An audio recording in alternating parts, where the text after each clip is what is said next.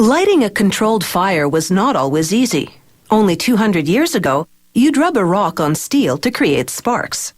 Then the stunning discovery that combining certain chemicals can ignite fire. Putting these chemicals on handy little sticks, well, nothing quite matches that.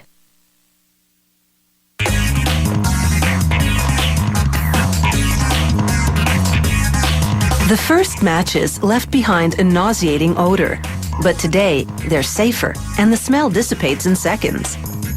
To make matchsticks, this company starts with recycled paperboard, which is inexpensive and thick enough to support the weight of chemicals on one end. A stamping press partially cuts the paper, creating stems. As we see in this view from inside the machine, a die first cuts the stems, and then a blade slices through the sheet widthwise, making strips of 120 stems each.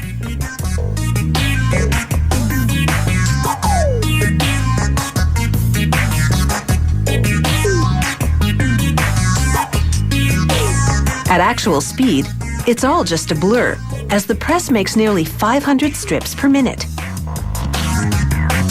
Next, the strips move through a bath of hot wax. It soaks into the stems about 1/3 of the way up. Then they dry in an oven for 15 seconds. When you light a match, the wax slows down the burn speed of the chemicals, sustaining the flame for 4 or 5 seconds. Those chemicals are gelatin and silica to bind the chemicals to the stick, potassium chlorate and animal protein glue for oxidation, sulfur to fuel the flame, and 2 fillers.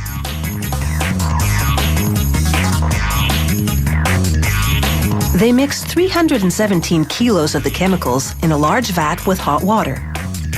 This is enough to make the chemical batter for 25 million match heads.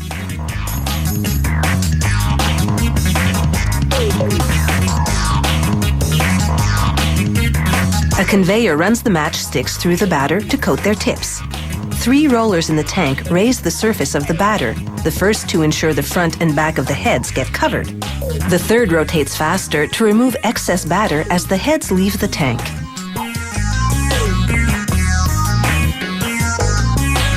From there, the matchsticks travel a distance of 365 meters while fans air dry them. The factory temperature is a comfortable 22 degrees Celsius, just what's required for the chemicals to dry and harden. These minerals are silica and red phosphorus.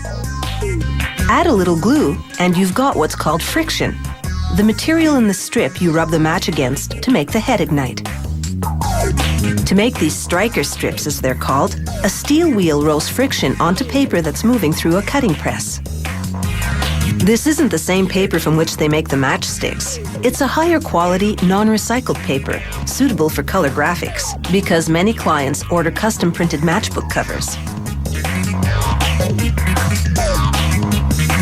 Another press with rotary blades slices through the paper, creating segments that are 10.7 centimeters long. That's the length of an unfolded matchbook.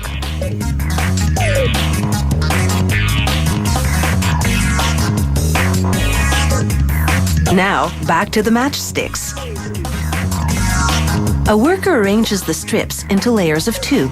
A conveyor then feeds them into a machine that'll attach them to the matchbook covers.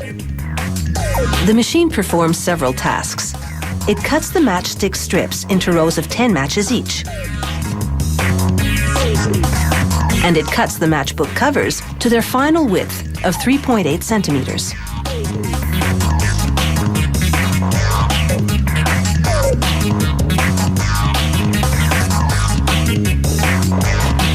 The machine folds the matchbook covers over 2 rows, or 20 matches, then inserts one strong staple through all 4 layers. Next, a conveyor moves the assembled matchbooks to another machine that counts them and creates 2 side-by-side rows of 25, ready for boxing.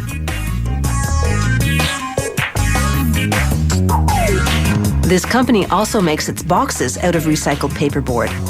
Each one holds 50 matchbooks and sells for about $1. That's $1 for 1,000 matches, or just a penny to light up 10 times.